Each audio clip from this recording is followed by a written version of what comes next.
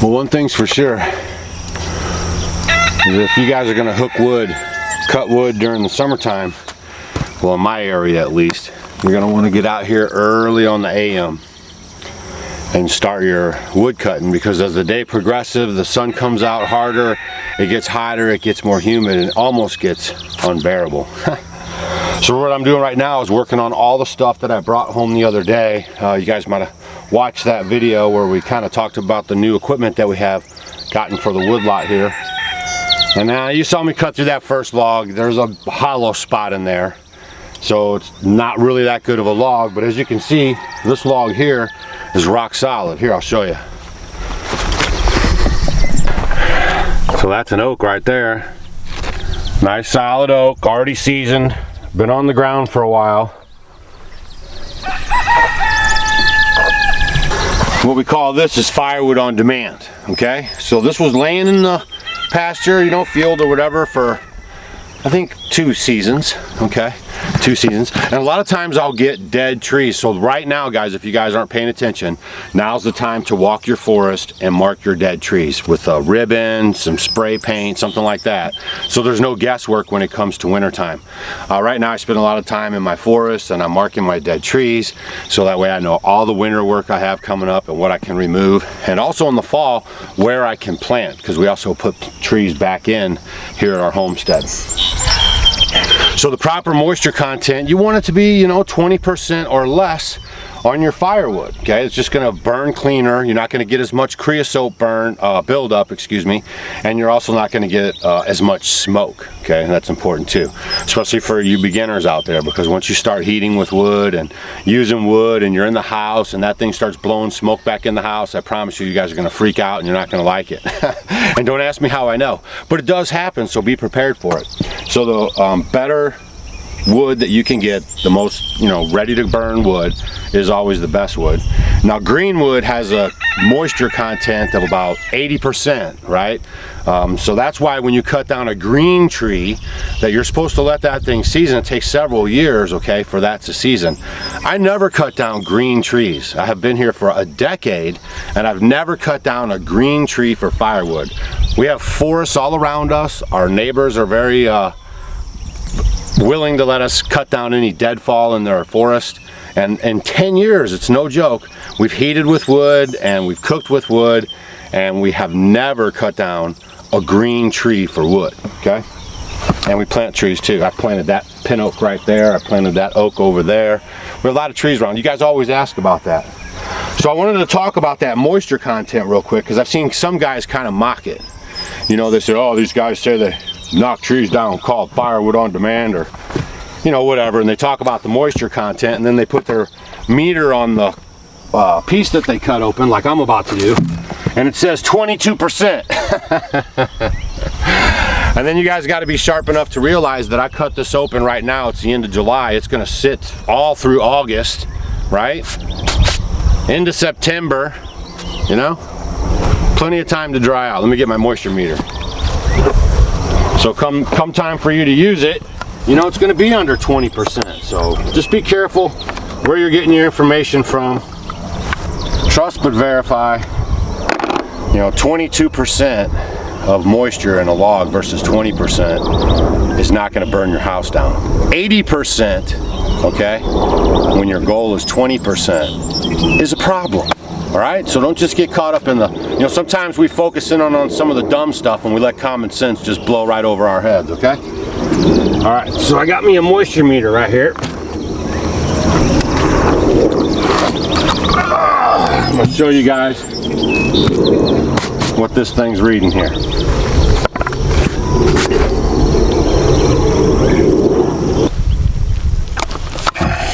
All right, get that shoved in there. Get those prongs dipped in there. And that says 36%. 36.1%.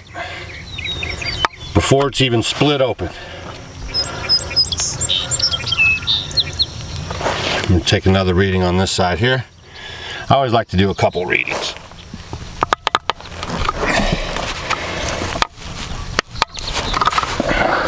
Okay.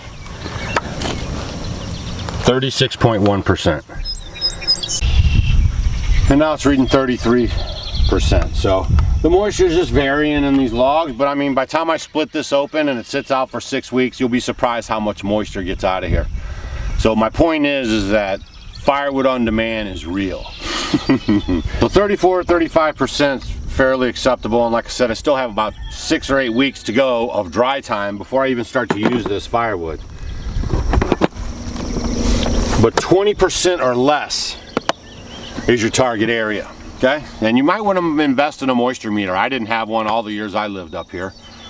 And I was watching a buddy of mine who has a sawmill out of the woods over there on YouTube, and he was talking about the moisture meter, and Eric, Life in Farmland, was always a proponent of having a moisture meter.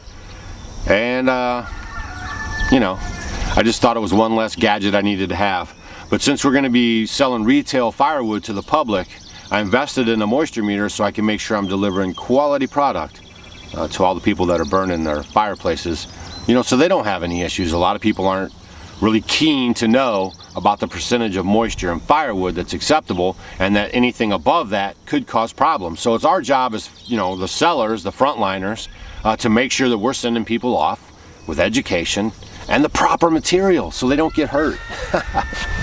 All right. So what I like to do is get up early in the morning, like I was saying, and get outside, because you can only do this for so long and then you're just drenched and then you have to move on to the next project. So I'm going to finish working my way down this log right here and keep prepping this whole area for some firewood action. And hang on, because I got some more tips for you. Like this one. Let me show you this. Now if you're an old hat, I've seen old hats even do this, but a lot of new people, I'm going to show you right now the proper way to start your chainsaw. The proper way, in my opinion, and I think it's Still's opinion, on how to properly fire up your chainsaw, okay? Now what you're going to see is there's your bar brake. That stops the chain from moving, okay? That's fine. And then there's your pull cord. Everybody knows that. And then there's your on and off switch back here, okay? But every time I see someone start a chainsaw on YouTube, on video, okay, they always put their foot right here, and they always hold with their left hand right here, and they always pull with their right hand because the right hand is dominant, right? Everybody does it. Go back and look at all the chainsaw videos. Everybody does it just like this.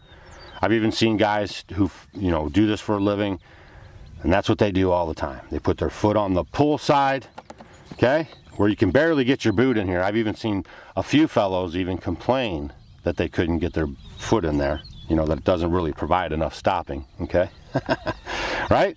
And then they always hold with their left and pull with their dominant hand, their right hand, okay? All right? That's the wrong way, okay? Now the right way to do it is, if you'll notice, on the right side of the saw is a platform right here. See this little space right here? They make that extra wide just for your foot. All right, I know it's crazy. They make that extra wide, folks, just for your foot, okay? So you're gonna put your foot right there, okay? You're gonna hold the chainsaw with your dominant hand. That's your strength, right? You want that to be total control of the unit, okay? This chainsaw could be dangerous, right? So your dominant hand is holding the chainsaw, and your less dominant hand is going to pull the cord. So now you have a firm grip on the handle with your foot, okay? You have a firm grip with your dominant hand, okay? That's able to put more force down on it to control the movement of it better. And then you're just going to pull it with your left hand.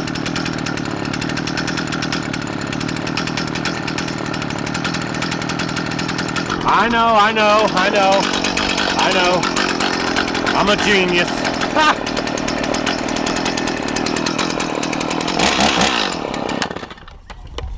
That always does that, right? You guys ever notice that? If you chainsaw guys are out there, you're all fired up, you get ready, you started it, you put your shield down, you grab the machine, you go to hit the trigger, and it dies.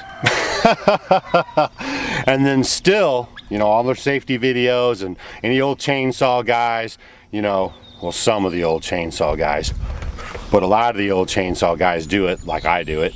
But they don't recommend you starting this in the air because, you know, it causes you to wiggle around a little bit. Just make sure your brake's on, and I don't have any problem with it, but it's not really recommended. Okay? It's like a lot of things.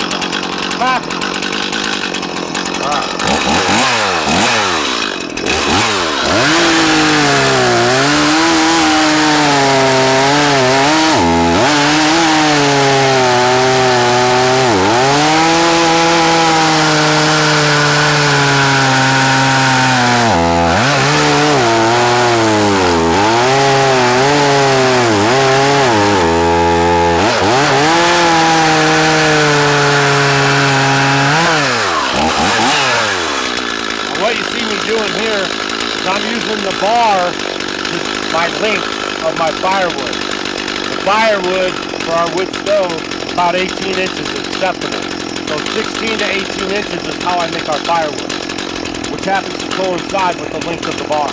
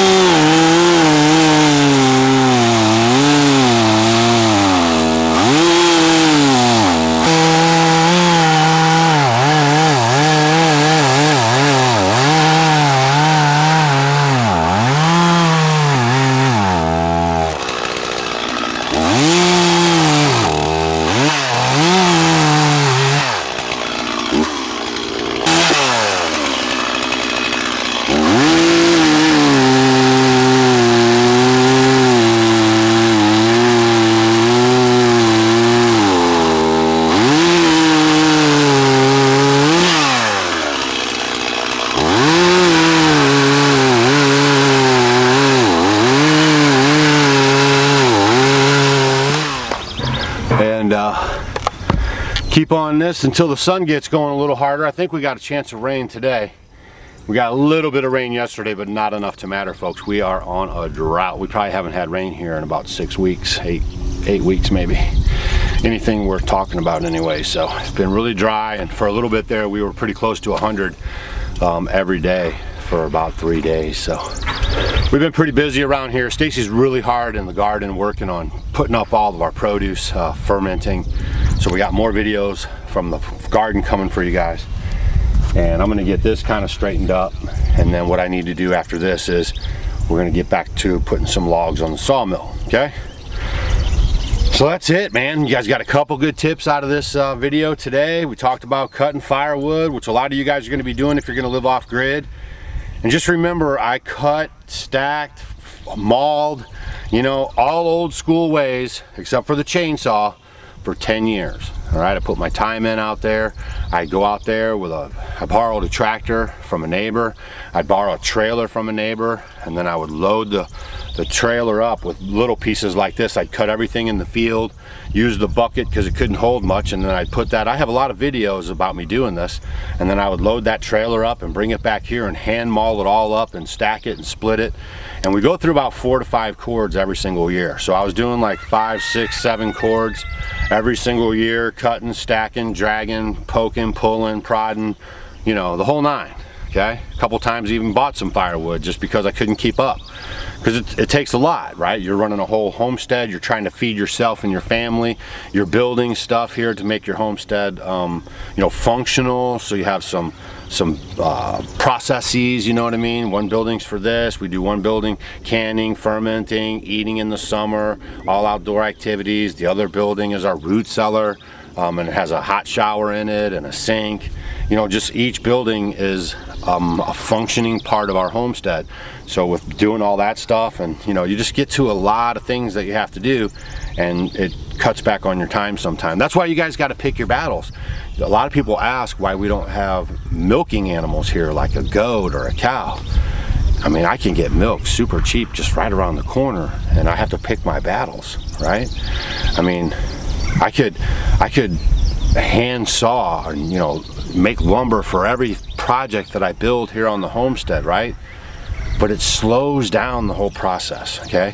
I could keep on dragging wood in by hand instead of getting the John Deere or the 333 and maybe a team of Belgians. I could have went back to a team of Belgians, but all that stuff takes extra time, and the older that we get, you know, it's like the less we can do in that amount of time, I guess you could say. You get a little more fatigued, you get a little more tired, other things pop up, you know. So just do the best that you can, you know, stay kind of focused, you know, and just pick your battles. I guess that's a good nugget you guys can walk out of here with on your way out the door. Hit that thumbs up for that one. Just pick your battles. It might be like in your area. We live in a place that has a great cost of living, right? All right, so like this is another for instance. For instance, a bale of hay around our area, you know, square bale of hay, a normal chucking bale of hay, is about $3, all right? $3 to $4, you know. You might find a guy proud of it, trying to get $5. He'll have his most of the season until people start running out, and then he might get $4.50. But that's so inexpensive in the grand scheme of things to go buy a tractor, a hay baler, a cutter, a binder, you know, have the storage for all the hay, you know what I mean? Maybe you want to sell hay. You know, you could actually be a hay farmer and make money on your homestead. See, there's so many ways you guys can make money on your homestead and break out of that job. You know, me and Stacy were going to do a video on why people fail at living off grid. Leave a comment down below if you think you'd like to see that video where we talk about probably one of the biggest reasons why people fail off grid, okay, or live in this lifestyle period. All right, so lots of different ways there. So pick your battles, right? Like I say, it's cheaper for us. Even a huge round bale around here is only like almost 40 bucks, 30 something dollars. So by the time you get all that equipment and then you know, you try to do it, then you got to have land. You know, we have 10 acres. We could probably feed our animals off of it, but not really sell it to make money. So then that equipment is just paying for us to do it. And sometimes I can get it for $2 a bale if I go to the field and get it. You guys have seen videos where Stacy and myself are in the field bucking hay on top of the trailer and bringing it home. So you have to pick your battles. All right, now I'm just rambling, so you guys get out of here. I got work to do. We'll see you guys on the next video. We always appreciate your time stopping by, checking out on us here on the homestead. We got some neat stuff coming up for you guys, and we hope you guys are doing well in your neck of the woods, and we'll see you on the next video.